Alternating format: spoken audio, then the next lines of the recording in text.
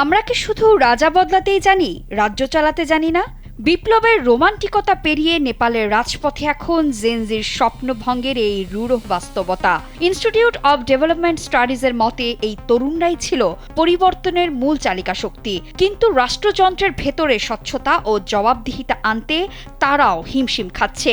আবেগ দিয়ে সরকার পতন সহজ হলেও সুনির্দিষ্ট পরিকল্পনা ছাড়া রাষ্ট্র সংস্কার এবং সাধারণের কর্মসংস্থান নিশ্চিত করা যে কতটা কঠিন তা আজ নেপালের পরিস্থিতিতে স্পষ্ট।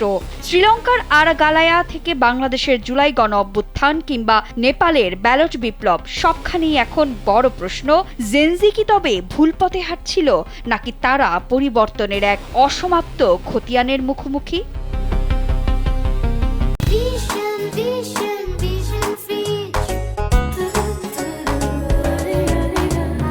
নেপালের ঘটনাটি জেনজির রাজনৈতিক অপরিপক্কতা এবং ব্যবস্থার জটিলতার সবচেয়ে বড় উদাহরণ।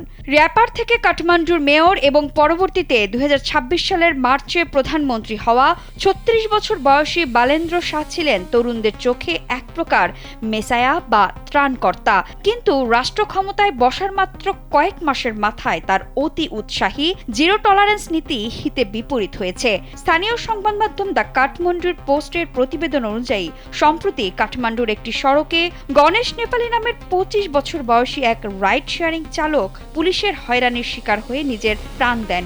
আর এই মর্মান্তিক ঘটনাটি নেপালের ভঙ্গুর অর্থনীতির শিকার হাজারো তরুণের পুঞ্জীভূত ক্ষোভের বিস্ফোরণ ঘটিয়েছে। যে তরুণরা একদিন বালেন্দ্র শাহকে মাথায় তুলেছিল, আজ তারাই তার প্রশাসনের বিরুদ্ধে রাজপথে নেমেছে। আবার ঘুরে ফিরে সেই একই প্রশ্ন, তাহলে নেপালে জেনজি কি ভুল করেছিল? বিশ্লেষকদের মতে জেনজি কোনো ভুল করেনি। কেনিয়া, মালদ্বীপ থেকে শুরু করে দক্ষিণ এশিয়ার এই তরুণদের ক্ষোভের মূল জায়গাটা ছিল অত্যন্ত যৌক্তিক। উন্নয়নের নামে গুটি কয়েক মানুষের সম্পদের পাহাড় গড়া আর সাধারণ তরুণের জন্য কর্মসংস্থানের অভাব। তবে তাদের প্রধান সীমাবদ্ধতা ছিল দুইটি। প্রথমত, তারা প্রতিবাদ করে সরকার পতনে সফল হলেও বিকল্প সুনির্দিষ্ট পরিকল্পনা ও দক্ষ প্রশাসনিক রোডম্যাপ তৈরিতে অনেক ক্ষেত্রেই পিছিয়ে ছিল।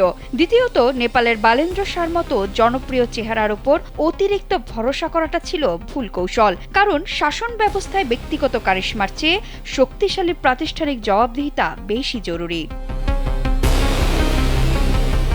এদিকে নেপাল বা বাংলাদেশের চেয়ে কিছুটা ভিন্ন ও পরিপক্ক পথ বেছে নিয়েছে শ্রীলঙ্কা। 2022 সালের তীব্র অর্থনৈতিক সংকটের পর রাজপথের আরগালায়া আন্দোলনের মাধ্যমে রাজা পাকসে রাজবংশের পতন ঘটে। পরবর্তীতে শ্রীলঙ্কার তরুণরা শুধু আন্দোলন করেই দমে যায়নি, তারা বামপন্থী জোট ন্যাশনাল পিপলস পাওয়ারকে 2024 সালের নির্বাচনে বিপুল ভোটে জয়ী করতে সাহায্য করে। দুর্নীতি নির্মূল ও প্রশাসনিক সংস্কারের মাধ্যমে শ্রীলঙ্কা বর্তমানে এক ধরনের অর্থনৈতিক ও রাজনৈতিক স্থিতিশীলতা ফেরাতে পেরেছে, যাকে বিশ্লেষকরা দক্ষিণ এশিয়ার সবচেয়ে সফল রূপান্তর বলছেন।